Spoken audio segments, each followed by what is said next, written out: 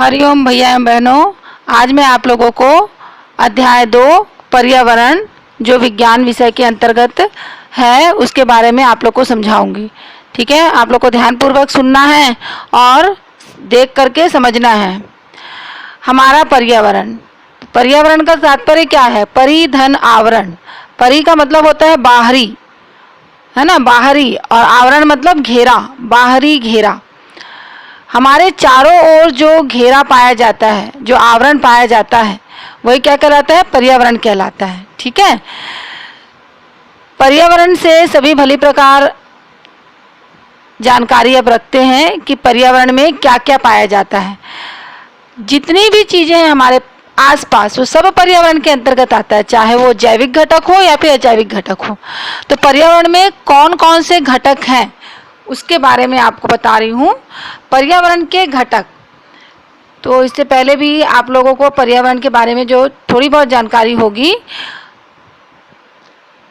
उस आधार पर आपको बता रही हूँ कि पर्यावरण में आपको कौन कौन से घटक या पर्यावरण किन किन घटकों से मिलकर के बना होता है ना।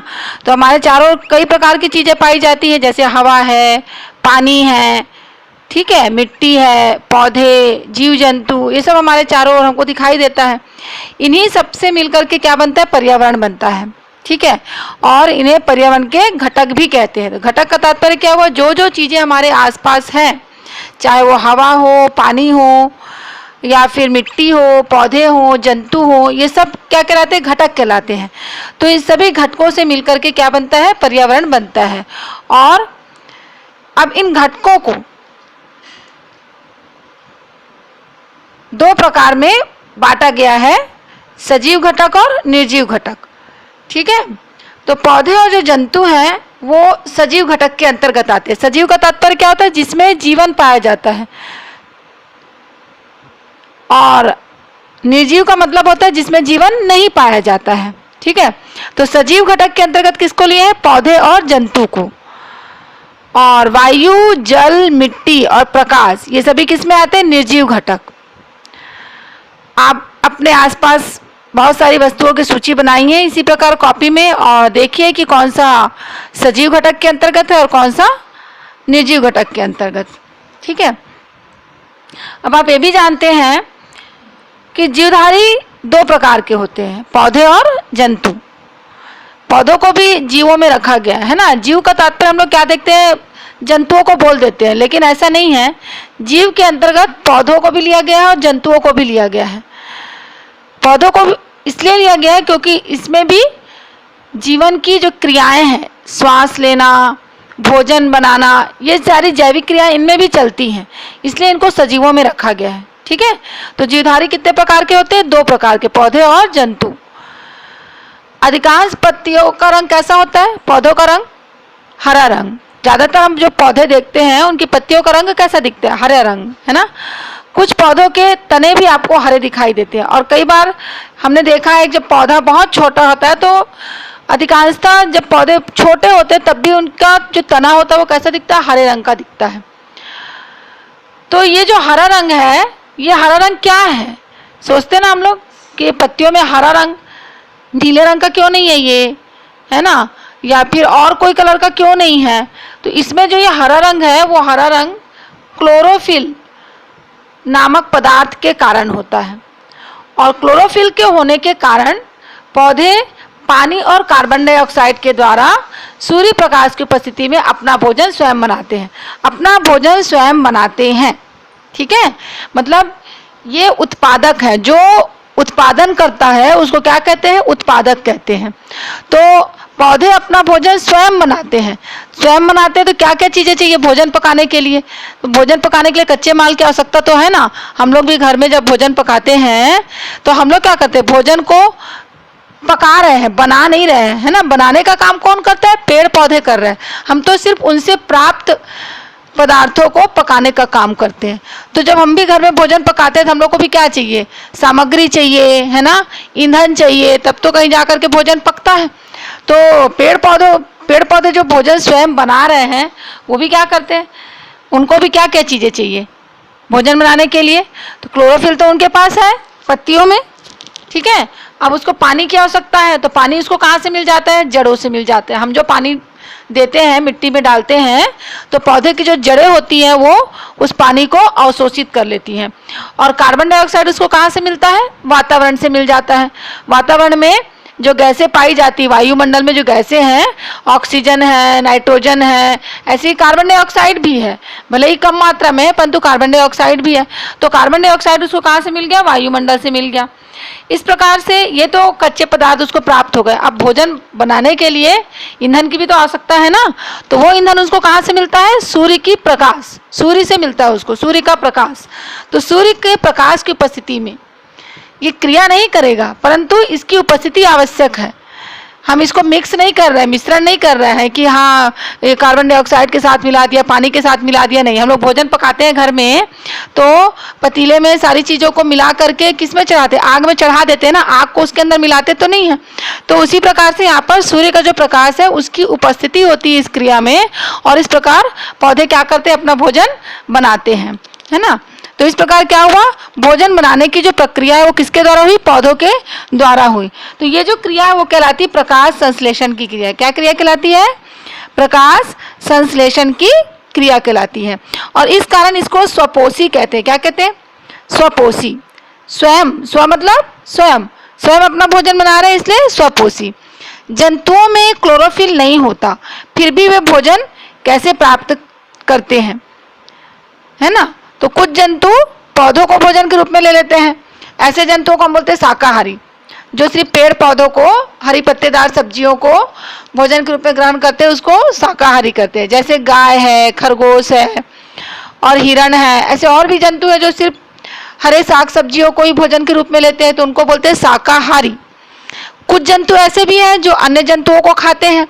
ऐसे जंतुओं को मांसाहारी कहते हैं। जैसे शेर है, बाघ है, भेड़िया है ना, सिंह है। ये सभी सिर्फ मांस का सेवन करते हैं भोजन के रूप में, मांस ही खाते हैं ये, और कोई हरी पत्तेदार सब्जियां, पेड़ पौधे ये नहीं खाते हैं।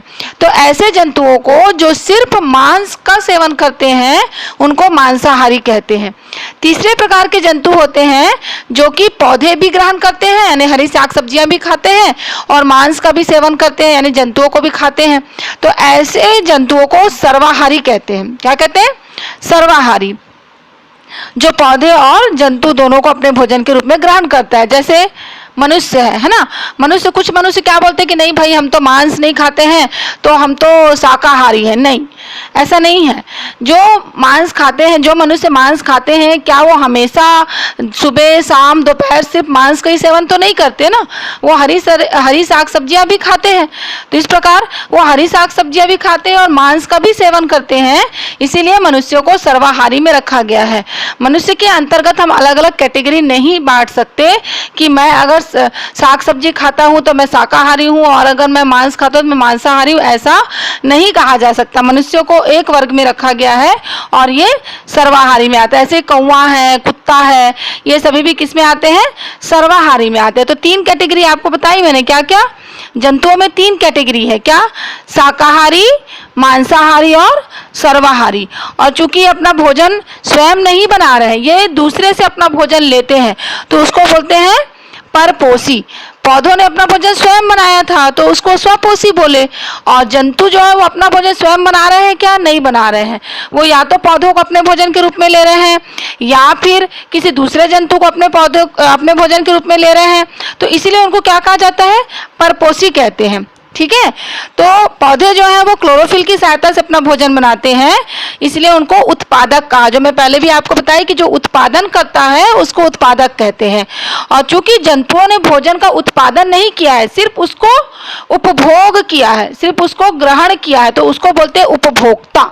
ठीक है। पौधों को उत्पादक और जंतुओं को उपभोक्ता कहा जाता है ना। तो इस प्रकार ये हो गया आपका कि हमारे पर्यावरण में कौन कौन से घटक हैं। सजीव और निर्जीव 2 घटक बताया आपको। सजीवों में पौधों और जंतुओं को, यानी जीवधारियों के दो प्रकार बताया आपको, पौधे और जंतु करके। पौधों को स्वपोषी होता है, ये आपको जानकारी दी। इसके अलावा जंतुओं के बारे में आपको बताया कि जंतु जो होते हैं वो अपना भोजन स्वयं नहीं बनाते, परपोषी होते हैं। 3 वर्गों में बांटा गया इनको, शाकाहारी, मांसाहारी और सर्वाहारी। ठीक है, तो ये हो गया आपको घटकों के बारे में जानकारी। कुछ ऐसे ही खेल खेल में पर्यावरण का एक खेल है जिसको हम जीवन का जाल कह सकते हैं। खेल की तैयारी, एक शिक्षक जैसे आपको कोई खेल खिलाए, है ना, पर्यावरण से संबंधित एक खेल है जो जीवन का जाल, इस खेल का नाम है जीवन का जाल।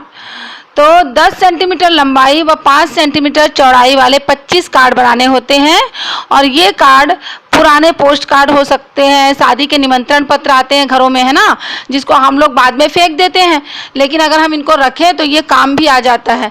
तो इस खेल को खेलने के लिए जो हमको कार्ड बनाने हैं 25 कार्ड, वो कार्ड इन्हीं चीज़ों से बनाए जा सकते हैं। पुराने पोस्ट कार्ड हैं, या शादी का जो कार्ड आया, या ड्राइंग शीट है आपके पास में, तो उसको काट कर बना सकते हैं। और एक कार्ड पर ये नीचे लिखे मतलब कुछ नाम मैं आपको बता रही हूँ, उसमें कोई एक नाम बड़े व मोटे अक्षरों में लिख सकते हैं। 25 कार्डों पर 25 नाम लिखने हैं आपको, ठीक है।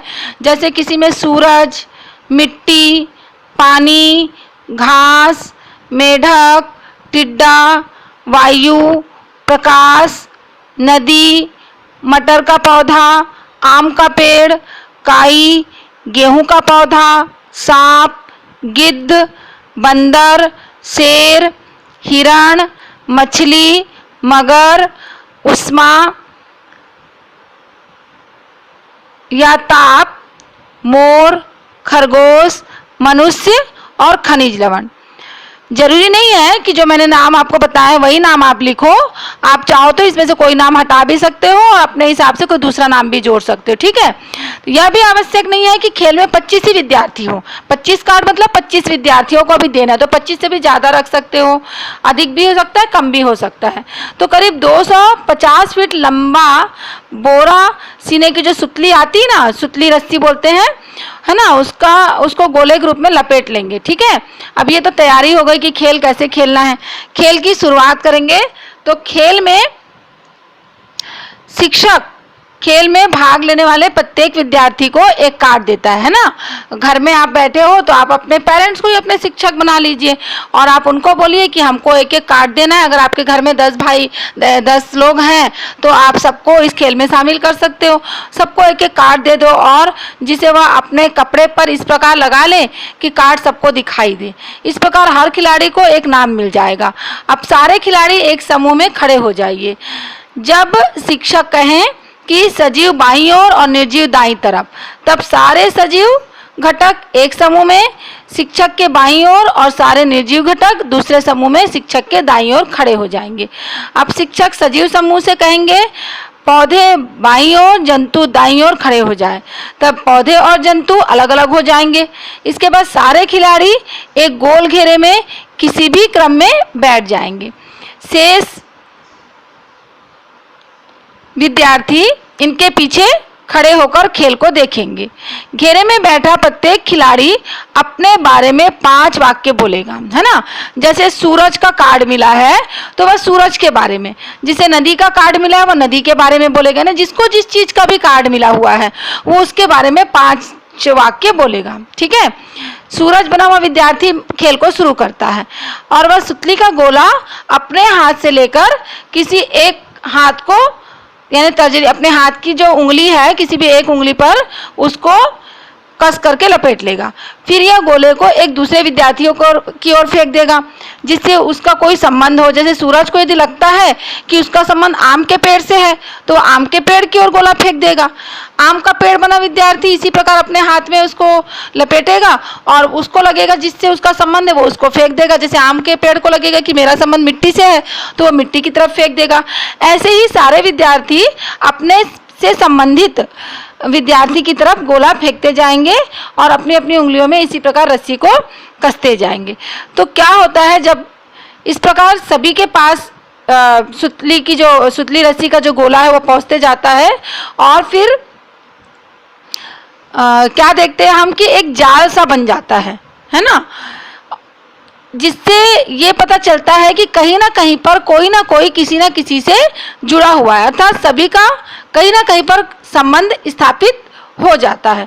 तो पर्यावरण के जो घटक हैं उनके बीच आपस में संबंध होने के कारण क्या बन गया, एक जाल बन गया। वहाँ पर हम क्या देख रहे हैं कि सभी अपना अपना संबंध एक दूसरे से बना रहे हैं, तो वो सारे एक दूसरे से जुड़ तो जाते हैं परंतु एक जाल के रूप में जुड़ जाते हैं। तो पर्यावरण के सभी सजीव और निर्जीव घटक एक दूसरे पर क्या है, निर्भर है ना। कोई भी अकेले जीवन यापन नहीं कर सकता है। पेड़ पौधे भी अकेले जीवन यापन नहीं कर सकते, जीव जंतु भी अकेले जीवन यापन नहीं कर सकते। हवा, पानी, जल, मिट्टी, सबको, प्रकाश, पौधे, जंतु, सबको एक दूसरे की आवश्यकता रहती है। तो इस प्रकार सभी एक दूसरे से संबंधित है, चाहे सजीव घटक हो चाहे निर्जीव घटक हो। सजीव घटक निर्जीव घटक से संबंधित है, निर्जीव घटक सजीव घटक से संबंधित है। आप देख लीजिए कि हमें सांस जब लेते हैं तो जो ऑक्सीजन मिलता है वो कहाँ से मिलता है, हमको हवा से मिलता है। तो हवा तो निर्जीव घटक है और हम क्या है, सजीव घटक है ना। तो सजीव घटक किससे जुड़ा हुआ है, फिर निर्जीव घटक से जुड़ा हुआ है ना। तो इस प्रकार क्या हुआ कि सभी एक दूसरे से आपस में जुड़े हुए हैं, तो एक जाल बन जाता है जिसको बोलते हैं खाद्य जाल कह सकते हैं, है ना, खाद्य जाल कहा जाता है। और यदि इसमें से कोई भी एक बीच में से निकल जाए तब क्या होगा, तो ये जाल ढीला पड़ जाएगा कि नहीं। आप सभी ने कस कस करके बांधा था अपने उंगलियों पर रस्सियों को, तो इसमें से मान लो कोई भी एक निकल जाता है बीच से, तो जाल कैसा पड़ जाता है, ढीला पड़ जाता है। तो पर्यावरण में किसी भी घटक की अनुपस्थिति के कारण पर्यावरण में होने वाले असंतुलन को दर्शाया जाता है कि यदि कोई भी एक इसमें से हट जाए और जाल ढीला पड़ रहा है, अर्थात पर्यावरण का संतुलन बिगड़ सकता है। तो ये यहाँ पर आपको मैंने पर्यावरण के घटकों के बीच किस प्रकार संबंध स्थापित है, इसको इस खेल के माध्यम से बताया।